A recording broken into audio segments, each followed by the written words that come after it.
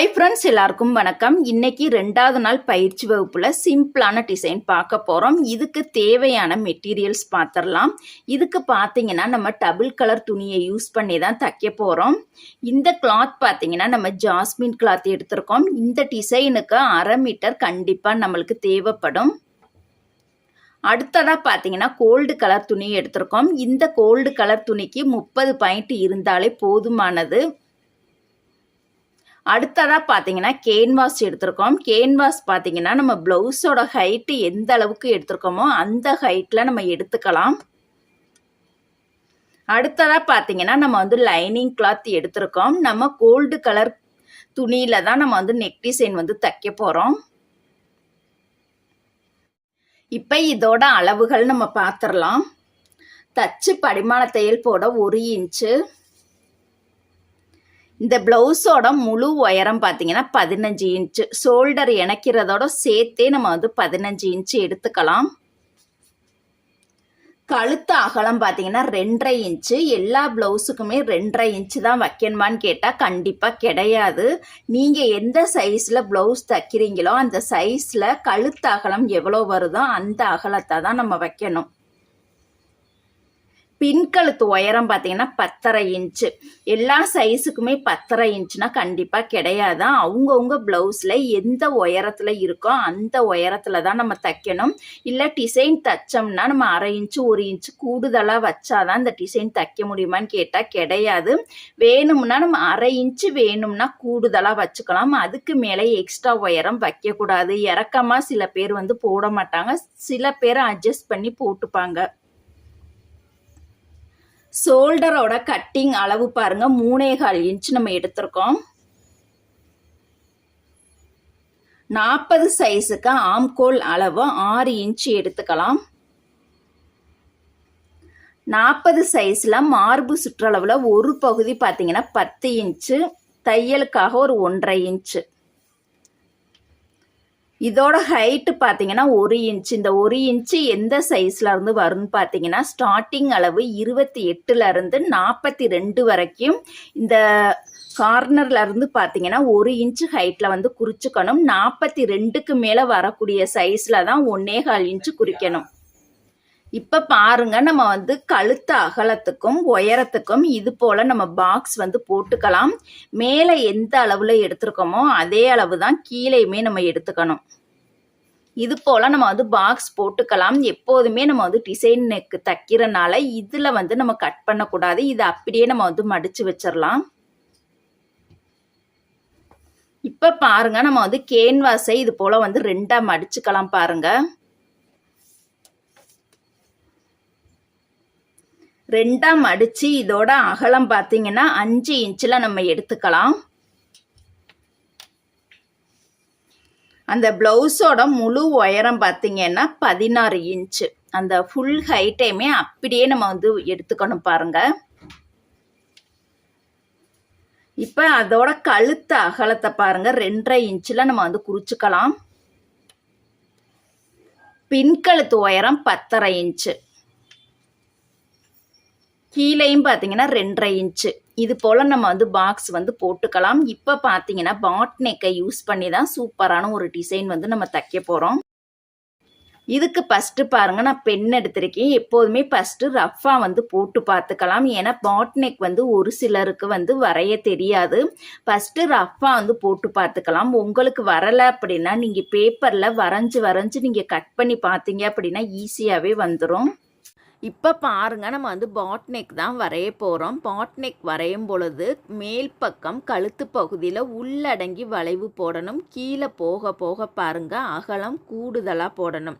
எப்போதுமே ஃபஸ்ட்டு ரஃப்பாக போட்டு பார்த்துக்கலாம். நீங்கள் எடுத்ததுமே பென்னில் லைன் போடாமல் பென்சிலை எடுத்து லைன் போட்டு பாருங்கள். அப்போ தான் தப்பாயிடுச்சுன்னா நம்ம எரேசரை வச்சு அழிக்கிறதுக்கு கொஞ்சம் ஈஸியாக இருக்கும். இப்போ பாருங்கள் நம்மளுக்கு அந்த பாட் நெக் அழகாக நீட்டாக கிடச்சிருச்சு. இப்போ இந்த லைனை நம்ம மார்க்கரை வச்சு டார்க்காக போட்டுக்கலாம்.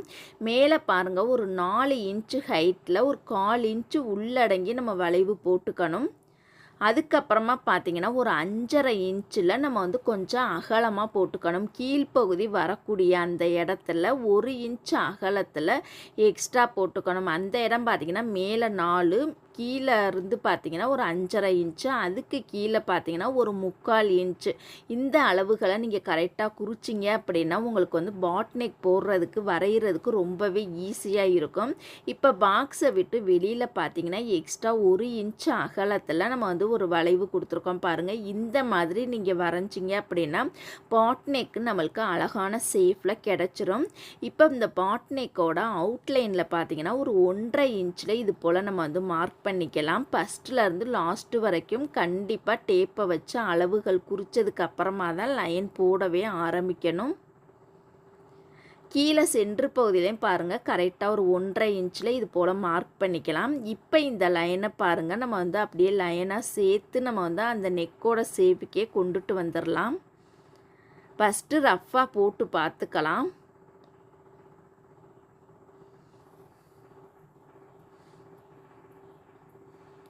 இப்போ நம்மளுக்கு வந்து அழகான ஷேப்பில் கிடச்சிருச்சு. இப்போ நம்ம மார்க்கரை எடுத்து இந்த லைனை நம்ம டார்க்காக போட்டுக்கலாம்.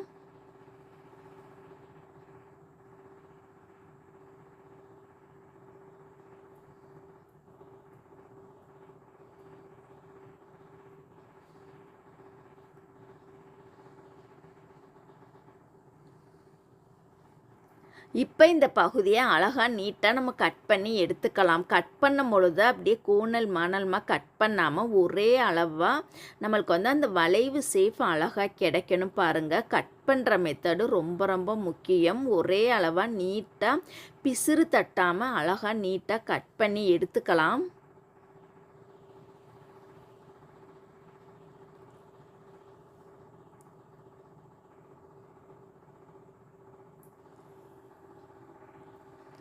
இப்போ பாருங்கள் உள் ரவுண்ட்லேயுமே அதே லைன்லேயே நம்ம கட் பண்ணி எடுத்துக்கலாம்.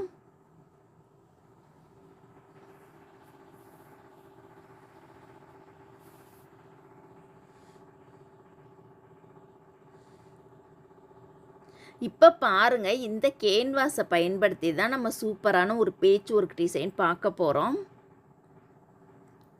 இதுக்கு இப்போ பார்த்தீங்கன்னா ப்ளவுஸோட கெட்ட பக்கத்தில் லைனிங் கிளாத்தை கரெக்டாக வச்சுக்கலாம். இதோட அவுட்லைன் ஃபுல்லாகவே நம்ம ஒரு நூல் கேப்பில் தச்சு ரெடி பண்ணிக்கலாம். நல்லா கவனமாக பாருங்கள். ப்ளவுஸோட கெட்ட பக்கத்தில் நம்ம லைனிங் கிளாத்தை வச்சுட்டோம். அவுட்லைன் ஃபுல்லாக ஒரு நூல் கேப்பில் நம்ம தையல் போட்டு ரெடி பண்ணிக்கலாம். எப்போதுமே டிசைன் நெக் தைக்கிறோம் அப்படின்னா ஃபஸ்ட்டு எடுத்ததுமே அவுட்லைன் ஃபுல்லாக நம்ம தைச்சதுக்கு அப்புறம் தான் டிசைன் தைக்கவே ஆரம்பிக்கணும். அதுலேயும் கேன்வாஸ் நம்ம பயன்படுத்துகிறோம் அப்படின்னா அவுட்லைன் ஃபுல்லாக நம்ம தச்சு ரெடி பண்ணிக்கலாம்.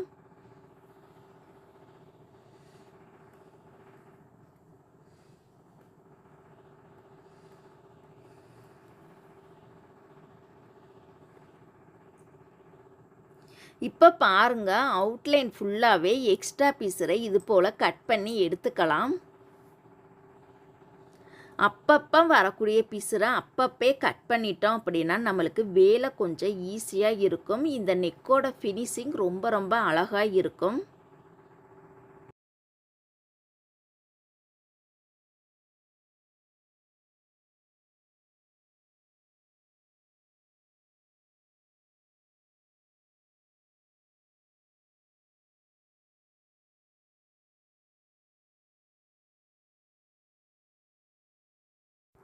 இப்போ கீழே பாருங்கள் நம்ம வந்து பட்டி மடித்து தைச்சிடலாம். பட்டி மடித்து தைக்கிறது நம்மளாம் மடித்து தைக்கக்கூடாது. உங்கள் ப்ளவுஸ் அளவில் எப்படி இருக்கோ அந்த அளவுக்கு தான் நம்ம வந்து மடித்து தைக்கணும்.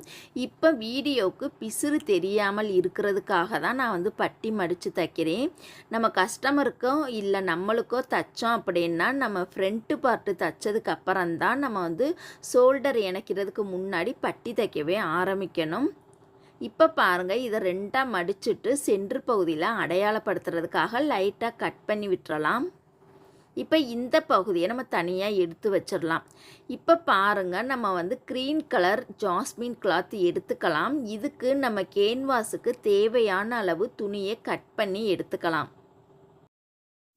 இது போல் பாருங்கள் நம்மளுக்கு தேவையான அளவு மட்டும் கட் பண்ணி எடுத்துக்கலாம். இப்போ இந்த பகுதியில் பாருங்கள், இந்த ஜாஸ்மின் கிளாத்தோட கெட்ட பக்கத்தில் தான் நம்ம கேன்வாஸ் பகுதியை வைக்கணும். பாருங்கள், கெட்ட பக்கத்தில் கரெக்டாக சென்ட்ரு பண்ணி வச்சுக்கலாம்.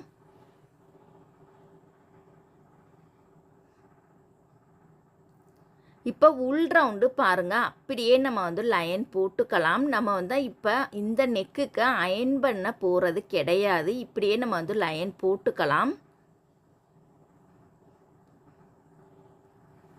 ஏன்னா சில பேருக்கு வந்து அயன் பண்ண தெரியாது. சில பேர் அழகாக நீட்டாக அயன் பண்ணி முடிச்சிருவாங்க. ஆனால் நம்ம 2 மெத்தடையுமே கற்றுக்கிறது ரொம்ப ரொம்ப நல்லது.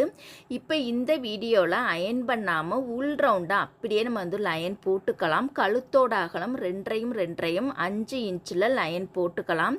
இப்போ பாருங்கள், கோட்டை ஒட்டியே கரெக்டாக அந்த கேன்வாஸ் உள் ரவுண்டு ஒரு நூல் கேப்பில் இது போல் நம்ம தையல் போட்டுக்கலாம். அந்த கேன்வாஸோட கழுத்து அகலாமல் ஒடுங்காமல் இருப்பதற்காக தான் நம்ம வந்து உள் ரவுண்டாக அந்த லைன் போட்டுக்கிட்டோம் அப்படின்னா அந்த லைனை ஒட்டியே கேன்வாஸ் தைக்கிறதுக்கு ரொம்ப ரொம்ப ஈஸியாக இருக்கும். லைன் போடாமல் நம்ம வெறுமனே தைச்சோம் அப்படின்னா சில சமயம் வந்து கழுத்து வந்து அகண்டுக்கிட்டு போயிடும். அதனால் கண்டிப்பாக லைன் போட்டுட்டு தைக்கணும். இப்போ அவுட்லைன் பார்த்தீங்கன்னா 1/2 இன்ச்சு பிசுறு விட்டுட்டு மீதி இருக்கக்கூடிய பகுதியை இது போல் கட் பண்ணி எடுத்துக்கலாம். கரெக்டாக 1/2 இன்ச்சு இடைவேளை கண்டிப்பாக இருக்கணும்.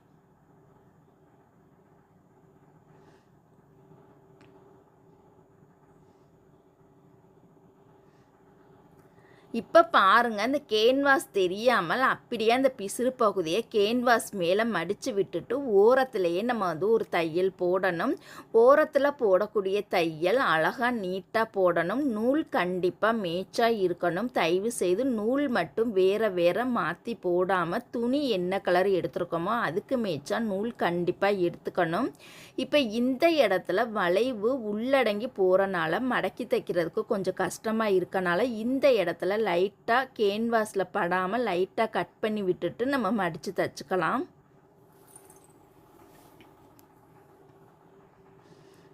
அதே மாதிரி இந்த சைடுமே பாருங்கள், கேன்வாஸ் ஒட்டியே கட் பண்ணாமல் லைட்டாக மட்டும் அந்த மடக்கிற அளவுக்கு லைட்டாக மட்டும் கட் பண்ணி விட்டுட்டு இது போல் பிசுரை மடித்து இது போல் ஓரத்துலேயே நம்ம தையல் போடணும். ஓரத்தில் போடக்கூடிய தையல் நேராக இருக்கணும். வளைவு நெளிவு வராமல் நேராக இருக்கணும். தையல் பொடி தையலாக இருக்கணும். நார்மல் தையல்லையும் தைக்கக்கூடாது, பெரிய தையல்லையும் தைக்கக்கூடாது. பொடி தையலில் இருந்தால் தான் ஃபினிஷிங் பக்காவாக அழகாக நீட்டாக இருக்கும். இப்போ பாருங்கள், லைட்டாக அந்த சிறு பகுதி அதிகமாக இருக்கக்கூடிய இடத்துல இது போல் லைட்டாக நம்ம கட் பண்ணிக்கலாம். இப்போ இந்த பகுதியை கரெக்டாக சென்ட்ரு பண்ணி மடிச்சுக்கலாம். பாருங்கள், சென்ட்ரு பண்ணி மடித்து விட்டுட்டு அடையாளப்படுத்துறதுக்காக சென்ட்ரு பகுதியில் லைட்டாக கட் பண்ணிக்கலாம்.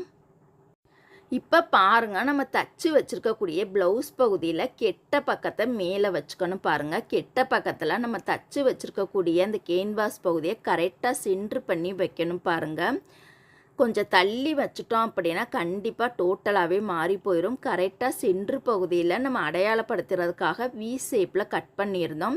அந்த வி ஷேப்பும் கரெக்டாக சென்ட்ரு பகுதியில் வர்ற மாதிரி நடுவில் பாருங்கள் பின் குத்திட்டு இது போல் உள் ரவுண்டும் முன்னாடி போட்ட தையல் மேலேயே அழகாக நீட்டாக போட்டுக்கலாம்.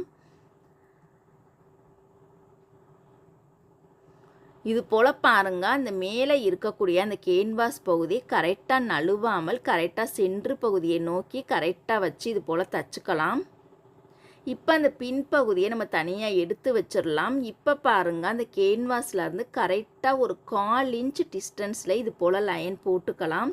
கேன்வாஸ் ஒட்டியே கட் பண்ணக்கூடாது. கேன்வாஸ்லேருந்து கரெக்டாக ஒரு 1/4 இன்ச் டிஸ்டன்ஸில் இது போல் மார்க் பண்ணிக்கலாம். மார்க் பண்ணி அதை லைட்டாக லைன் போட்டுட்டு அந்த லைன் மேலேயே நம்ம கட் பண்ணி எடுத்துக்கலாம்.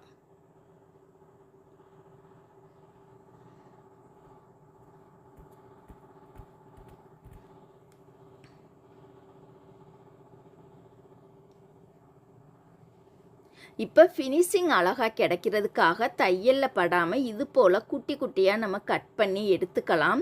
வளைவு நெளிவு வரக்கூடிய இடத்துல கண்டிப்பாக இது போல் குட்டி குட்டியாக கட் பண்ணணும். அதுலேயும் பார்த்திங்கன்னா தையலில் படாமல் கட் பண்ணணும். இப்போ பாருங்கள், இந்த பகுதியை நம்ம வந்து நல்ல பக்கமாக திருப்பி எடுத்துக்கலாம். ஃபஸ்ட்டில் இருந்து லாஸ்ட்டு வரைக்கும் நெக்கோட ஷேப்பை அழகாக நீட்டாக எடுத்து விட்டதுக்கு அப்புறம் தான் நம்ம படிமான தையல் போடவே ஆரம்பிக்கணும் பாருங்கள்.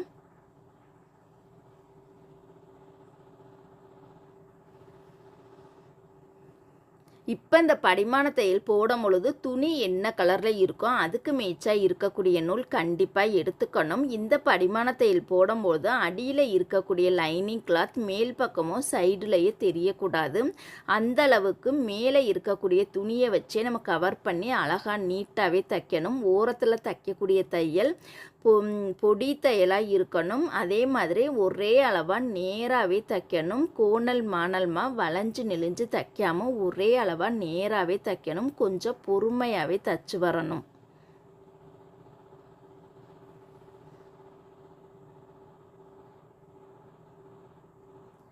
இப்போ பாருங்கள், உள் ரவுண்டாக அழகாக நீட்டாக நம்ம படிமான தையல் போட்டு முடிச்சிட்டோம். அவுட்லைனில் பாருங்கள், அந்த முன்னாடி போட்ட தையல் மேலேயே போட்டுக்கலாம்.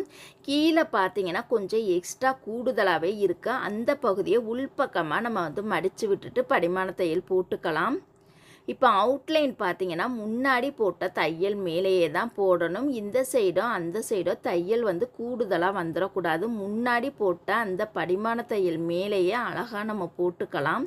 வளைவு நெளிவு வரக்கூடிய இடத்துல கொஞ்சம் பொறுமையாகவே தைக்கணும். அப்போ தான் அதோட ஷேப் நம்மளுக்கு அழகாக நீட்டாகவே கிடைக்கும்.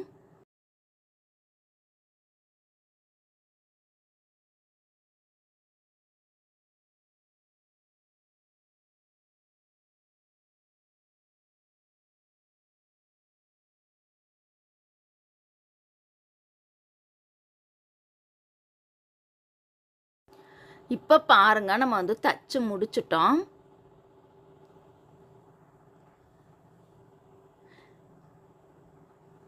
இப்போ இந்த பகுதியை பாருங்கள், இது போல் சென்ட்ரு பண்ணி மடித்து விட்டுட்டு சென்டரில் பாருங்கள் அடையாளப்படுத்துறதுக்காக இது போல் நம்ம லைன் போட்டுக்கலாம்.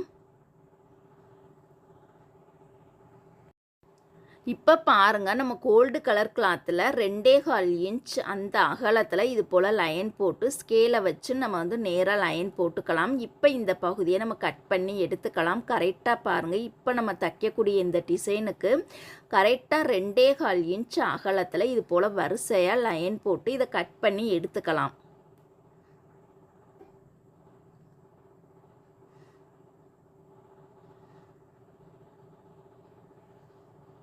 இதை இப்போ பாருங்கள், வரிசையாகவே அடுக்கி வச்சு இதோட அகலமையும் நீளம் அகலம் கரெக்டாக 2.25 இன்ச்சில் இது போல் ஸ்கொயர் ஷேப்பில் நிறையா பீஸ் நம்ம கட் பண்ணி ரெடி பண்ணிக்கலாம். இப்போ இந்த பகுதியை நம்ம டபுள் முக்கோணமாக மடித்து விட்டுட்டு இது போல் இந்த சைடு ஒரு மடிப்பு அந்த சைடு ஒரு மடிப்புன்னு இது போல் மடிச்சுக்கணும். மேலே இருக்கக்கூடிய அந்த பகுதி பார்த்திங்கன்னா ஸ்கொயர் ஷேப்பில் நம்மளுக்கு அழகாக நீட்டாக வரணும். இப்போ நான் எப்படி மடிக்கிறேனோ அதே அளவுலேயே அழகாக நீட்டாக மடிக்கணும். கொஞ்சம் கூட பிசுறு தட்டவே கூடாது. பிசுறு தட்டிடுச்சு அப்படின்னா நான் வாங்கக்கூடிய அமௌண்ட்டை வாங்கவே கூடாது. பிசுறு தட்டாமல் அழகாக நீட்டாக பொறுமையாக தைக்கணும். அப்போ தான் அந்த ஃபினிஷிங் பார்க்கும் பொழுது ரொம்ப ரொம்ப அழகாக நீட்டாக இருக்கும். இந்த ஸ்கொயர் ஷேப்போட நீளம் அகலம் பார்த்திங்கன்னா கரெக்டாக 2.25 இன்ச்சு எடுத்துக்கணும். இது போல் முக்கோணமாக நம்ம மடிக்கும் பொழுது ஒரே சேமாக அழகாக நீட்டாக பிசுறு தட்டாமல் மடித்து இது போல் தச்சு ரெடி பண்ணிக்கலாம்.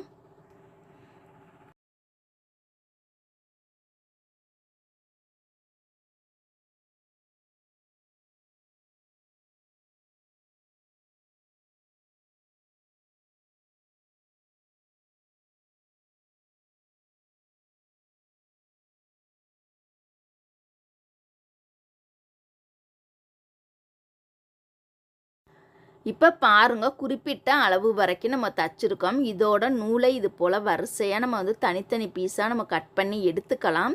இப்போ ஒரு பீஸோட கீழே பார்த்தீங்கன்னா பிசுறு பகுதியை கட் பண்ணிவிட்டு இந்த சைடும் அந்த சைடும் நூல் அதிகமாக இருக்கும். அந்த நூல் பிசுரை இது போல் நம்ம கையோடே கட் பண்ணி ரெடி பண்ணி வச்சுக்கலாம். கீழே இருக்கக்கூடிய பிசுறு பகுதியை கட் பண்ணிவிட்டு சைடு 2 சைடுலேயுமே நூல் இருக்கும். அந்த நூலையுமே நம்ம கையோடையே கட் பண்ணி விட்டுறணும். அப்போ தான் ஃபினிஷிங் ரொம்ப ரொம்ப அழகாக நீட்டாக இருக்கும்.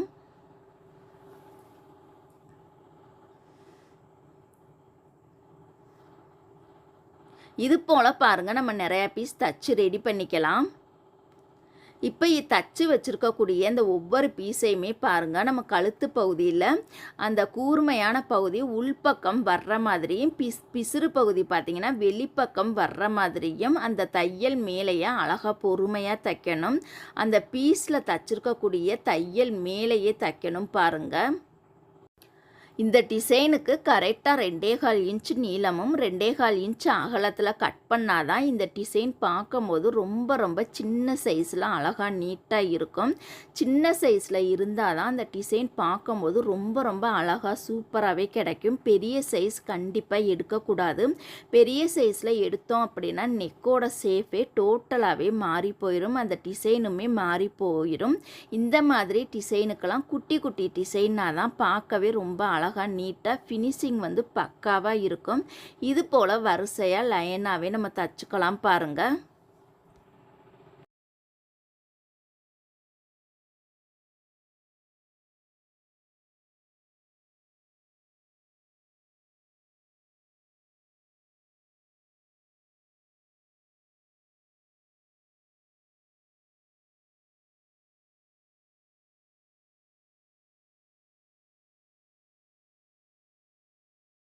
இப்போ பாருங்கள், ஒன் சைடு அழகாக நீட்டாக நம்ம தச்சு முடிச்சிட்டோம். கொஞ்சம் கூட பிசுறு பகுதி வரவே இல்லை பாருங்கள்.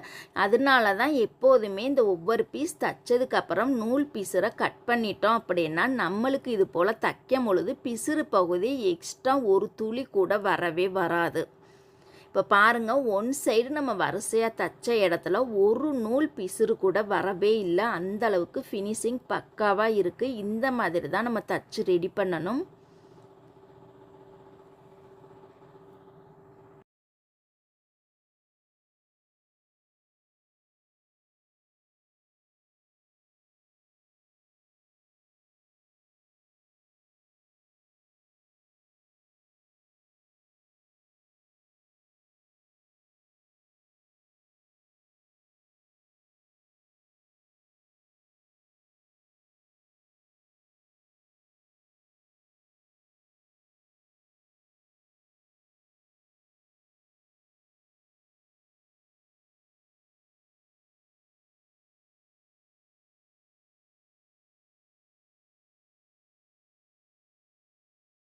இப்போ பாருங்கள், நம்ம தச்சு முடிக்க போகிறோம்.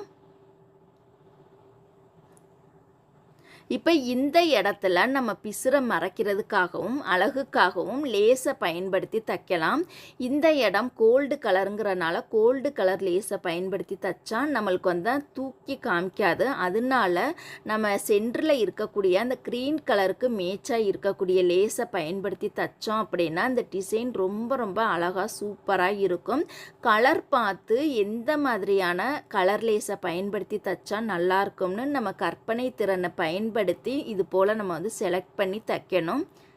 இந்த லேஸை பயன்படுத்தி தைக்கும் பொழுது தான் அந்த பீஸ் பகுதியோட தையல் பகுதி வெளியில் தெரியக்கூடாது. அந்தளவுக்கு அந்த தையலை கவர் பண்ணி லேஸை வச்சு நம்ம பொறுமையாக டபுள் தையல் போட்டுக்கணும் பாருங்கள். இந்த ஓரத்தில் ஒரு தையலும் அந்த ஓரத்தில் ஒரு தையல் கண்டிப்பாக போடணும். கண்டிப்பாக லேஸுக்கு மேட்சாக இருக்கக்கூடிய நூல் கண்டிப்பாக போடணும். நிறையா பேர் அந்த டிப்ஸை ஃபாலோ பண்ணவே மாட்டேங்கிறீங்க. இந்த சைடுமே பாருங்கள், அதே மாதிரியும் பிசுறு பகுதி வெளியில் தெரியக்கூடாது. அந்தளவுக்கு லேஸை கவர் பண்ணியே தைக்கணும். இந்த லேஸை தைக்கும் பொழுது பார்த்திங்கன்னா இது கனமான இடம்ங்கிறனால லேஸ் வந்து நழுவிடும். நழுவாமல் இருக்கிறதுக்காக நம்ம கையோட விரல் பகுதியை அந்த லேஸ் மேலே ஸ்ட்ராங்காக பிடிச்சிக்கிட்டே கொஞ்சம் கொஞ்சமாக நம்ம தச்சு வரணும். அப்போ தான் அந்த லேஸ் நழுவாமல் நம்மளுக்கு வந்து அழகாக நீட்டாக கிடைக்கும். இப்போ அந்த அடியில் இருக்கக்கூடிய பிசுறு பகுதியை உள்பக்கமாக மடித்து விட்டுக்கலாம்.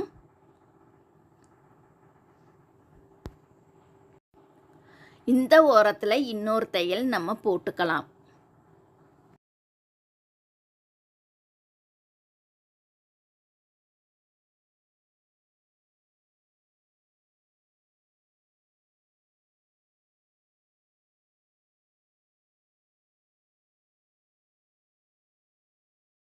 இப்போ பாருங்கள், சென்டரில் பாருங்கள் ரோப் எடுத்திருக்கோம். இந்த ரோப்போட நீளம் பார்த்திங்கன்னா 15 இன்ச்சில் நம்ம கட் பண்ணி எடுத்துக்கலாம். கீழே பார்த்தீங்கன்னா குஞ்சம் ரெடி பண்ணுறதுக்காக 3.25 இன்ச் நீளமும் 3.25 இன்ச் அகலத்தில் இது போல் ஸ்கொயர் ஷேப்பில் கட் பண்ணி இந்த மாதிரி டபுள் முக்கோணமாக மடித்து சென்டரில் ரோப்பை வச்சுட்டு இது போல் மடித்து இந்த மாதிரி நம்ம தச்சு ரெடி பண்ணிக்கலாம். இதை இப்போ நல்ல பக்கமாக திருப்பினோம் அப்படின்னா நம்மளுக்கு கப்பல் ஷேப்பில் கிடைக்கும். ரொம்ப அழகாக இருக்கும். அந்த படகு ஷேப்பில் கிடைக்கும் பாருங்கள்.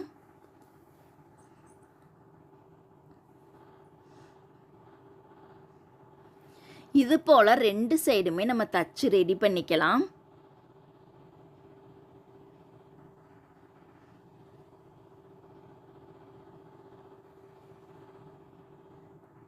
இப்போ இந்த பகுதியை பாருங்கள். மேலே சென்ட்ரு பகுதியில் அழகான ஒரு 2 நாட் வந்து இது போல் நம்ம போட்டுக்கலாம். அழகாக நீட்டாக வர்ற மாதிரி பாருங்கள். இந்த மாதிரி நம்ம ரெடி பண்ணிவிட்டு நம்ம ப்ளவுஸோட சென்ட்ரு பகுதியில் கரெக்டாக வைக்கணும். ப்ளவுஸோட சென்ட்ரு பகுதியில் பாருங்கள் கரெக்டாக வச்சுட்டு அதுக்கப்புறமா நம்ம வந்து நல்லா ஸ்ட்ராங்காக கெட்டி தையல் போட்டுக்கலாம்.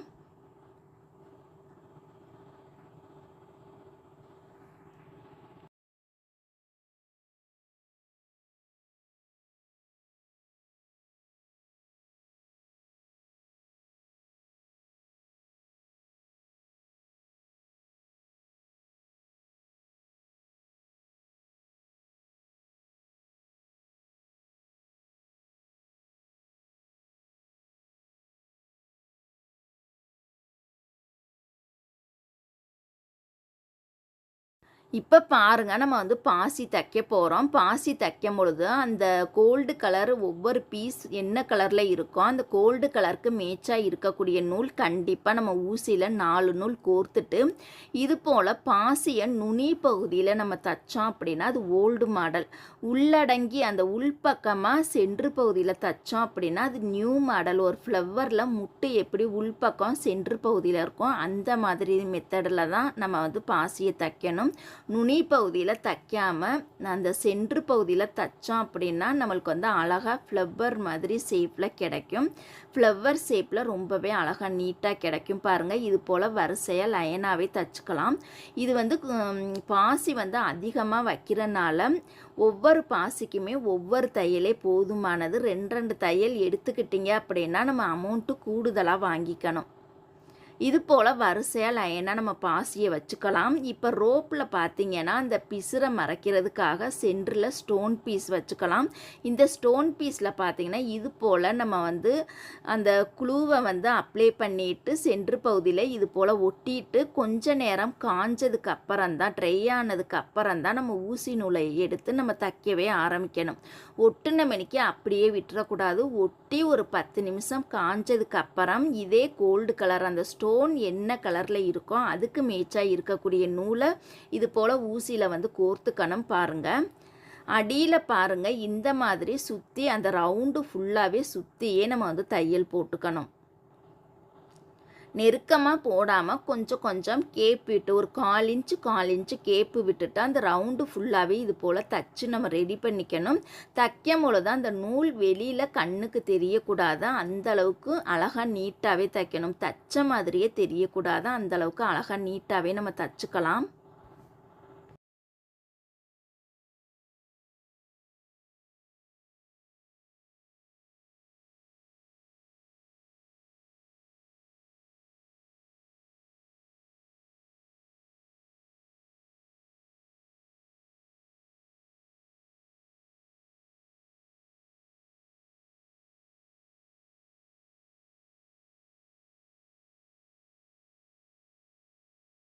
இப்போ இதை பின்பக்கமாக திருப்பி நல்லா நம்ம வந்து நாட் போட்டுக்கலாம்.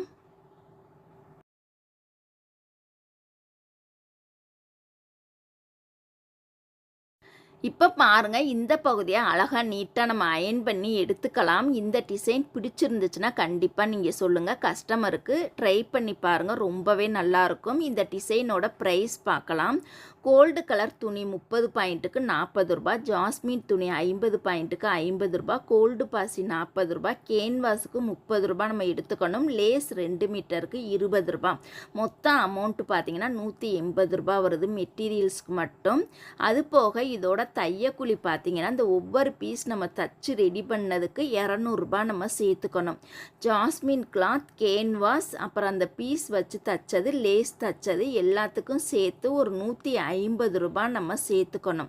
தனியாக பாசி தச்சதுக்கு 50 ரூபாய் நம்ம சேர்த்துக்கணும். மொத்தம் பார்த்தீங்கன்னா டிசைனுக்கு மட்டும் தையக்கூலி 400 ரூபாய் வருது. இப்போ மெட்டீரியல் காஸ்ட் பார்த்தீங்கன்னா 180, அந்த டிசைன் தையக்கூலி 400 ரூபாய், சென்டரில் இருக்கக்கூடிய ஸ்டோன் பீஸ் 20 ரூபாய். அது போக நம்ம தையக்கூலி எவ்வளவோ அதை சேர்த்தோம் அப்படின்னா 850 ரூபாய் வருது. Okay, thank you.